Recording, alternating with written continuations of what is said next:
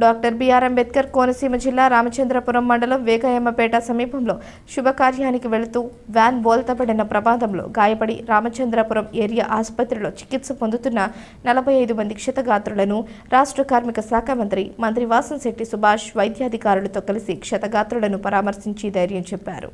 Doctor BR Ambedkar Konaseema జిల్లా రామచంద్రపురం మండలం వేగయమ్మపేట సమీపంలో శుభకార్యానికి వెళుతూ వ్యాను బోల్తపడిన ప్రమాదంలో గాయపడి రామచంద్రపురం ఏరియా ఆసుపత్రిలో చికిత్స పొందుతున్న 45 మంది క్షతగాత్రులను రాష్ట్ర కార్మిక శాఖ మంత్రి వాసంశెట్టి సుభాష్ వైద్యాధికారులతో కలిసి క్షతగాత్రులను పరామర్శించి ధైర్యం చెప్పారు. వారికి అందుతున్న వైద్యంపై ఆరా తీశారు. మెరుగైన చికిత్స అందించాలని వైద్యులకు సూచించారు. ఇటువంటి సంఘటన జరగడం విచారకరమని అన్నారు. రోడ్డు ప్రమాదంలో గాయపడి చికిత్స పొందుతున్న బాధితులకు సత్యం వాసంశెట్టి ఫౌండేషన్ చైర్మన్ వాసంశెట్టి సత్యం ఒక్కొక్కరికి 3,000 రూపాయల చొప్పున మొత్తం 1.2 లక్షలు ఆర్థిక సహాయం అందజేసి తన దాతృత్వాన్ని చాటుకున్నారు. ఈ సందర్భంగా ట్రస్ట్ ద్వారా ఆర్థిక సహాయం తీసుకున్న బాధితులు తమ ఆనందాన్ని వ్యక్తం చేశారు. సత్యం వాసంశెట్టి ఫౌండేషన్ సేవా కార్యక్రమాలను పలువురు ప్రశంసించారు.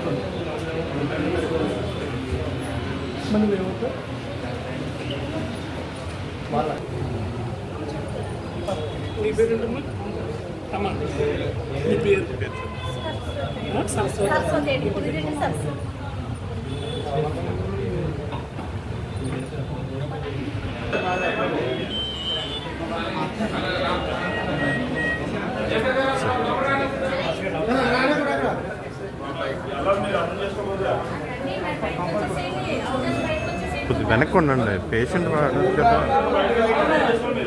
సార్. మీరు అటు వెనక్కి వెళ్ళిపోండి బస్.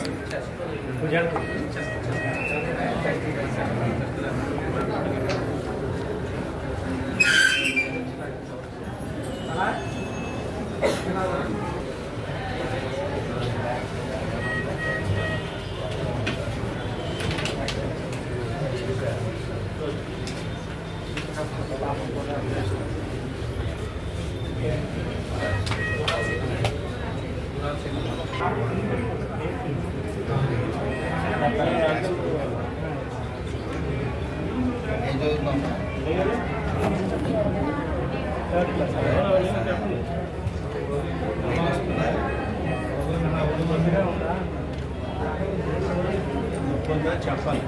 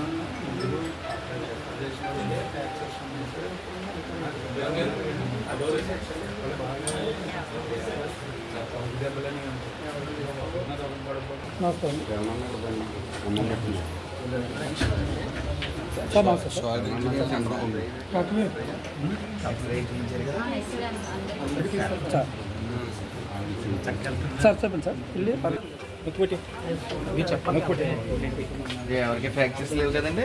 ఇక్కడ ఎవరికి లేవు, ఇందులో ఎవరికి లేవు.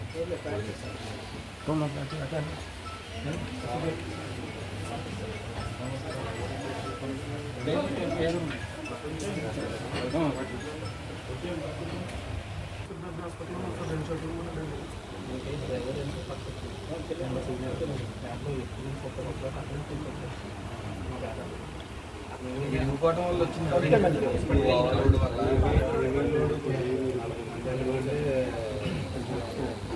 వల్ల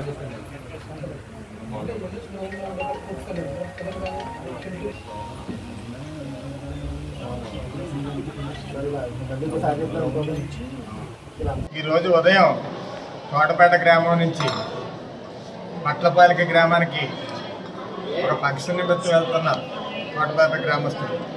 అందులో ఎక్కువ మంది లేడీస్, ఒక దాదాపు 40 మంది ఒకే వ్యాన్లో పయనించి ఆ ఫంక్షన్కి వెళ్ళే క్రమంలో దొడ్డంపేట ఏగయంపేట గ్రామంలో ఆ వ్యాన్ యొక్క వీలు ఇరిగిపోయి యాక్సిడెంట్ జరిగి ఆ బండి బోల్తా వేయడం జరిగిందని తిరగబడింది. ఆ తిరగబడిన క్రమంలో 40 మంది కూడా గాయపడటం జరిగింది.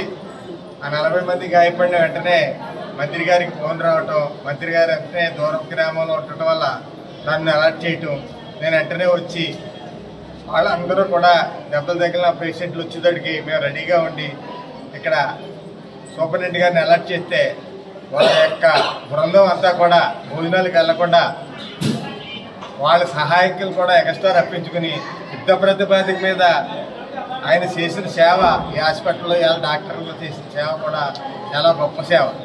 ఇంచేత ఎలా అంటున్నానంటే, నేను వాళ్ళ సొంత మనుషులు దెబ్బలు తింటే ఎలాగా రియాక్ట్ అవుతారో ఆందోళన చెందుతూ డాక్టర్ గారు, సూపరింటెండెంట్ గారు వాళ్ళందరి మీద, సిబ్బంది మీద అందరినీ కలుపుకొని 1 by 1 అంత స్టాఫ్ ఉన్నారని కూడా నాకు వేళ తెలిసింది.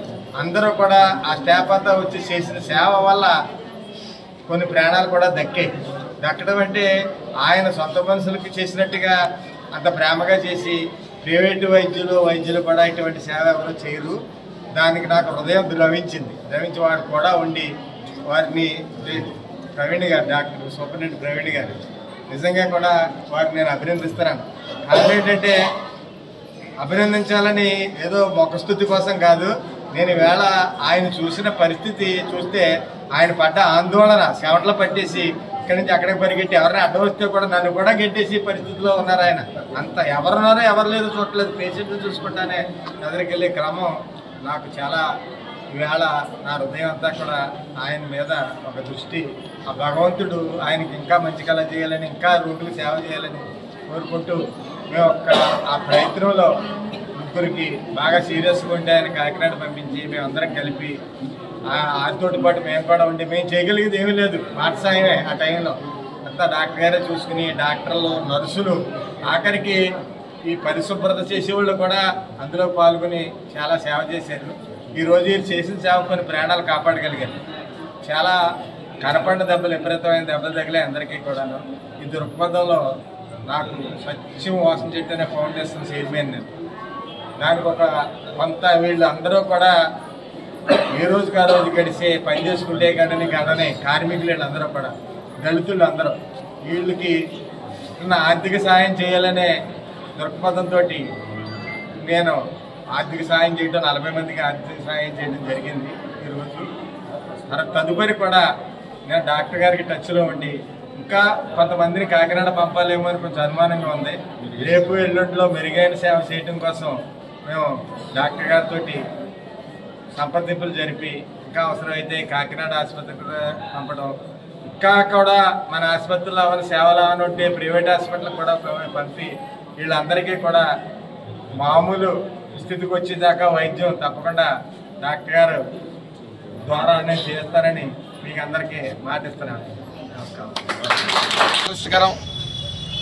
ద్రాక్షారం గాంధీనగర్ నుంచి మసకపల్లి ఒక వివాహ వేడుకకి హాజరవడానికి వెళ్తున్న సుమారు 40 మంది మహిళలు, 5 మగవాళ్ళు చిన్నపిల్లలతో వెళ్తున్న ఆ వెహికల్కి సడన్గా కొలాప్స్ అవటం, పడిపోవటం, సుమారు 11 మందికి తీవ్ర గాయాలు అవటం,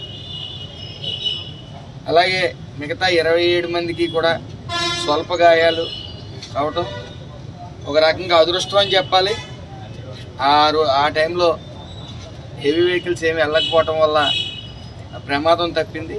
ఏదేమన్నప్పటికీ సుమారు 11 మందిలో 3 కొద్ది సీరియస్గా ఉండటం వల్ల కాకినాడ బెటర్ ట్రీట్మెంట్ కోసం కాకినాడ పంపడం జరిగింది. హెడ్ ఇంజరీస్ ఉండటం వల్ల మరి వాళ్ళందరినీ కూడా పూర్తి స్థాయిలో వెంటనే వైద్యం అందించిన సూపరింటెండెంట్ గారికి నా ప్రత్యేక అభినందనలు తెలియజేస్తా ఉన్నాను. స్టాఫ్ అందరూ కూడా ఒక్కసారిగా ఎరెక్ట్ అయ్యి అందరూ వితిన్ 3 hours వాళ్ళందరికీ ఎక్స్రేలు తీయటం కానీ వెంటనే కాకినాడ పంపడం కానీ ఇక్కడ పూర్తి స్థాయిలో 3 సర్జరీలు చేయడం కూడా జరిగింది.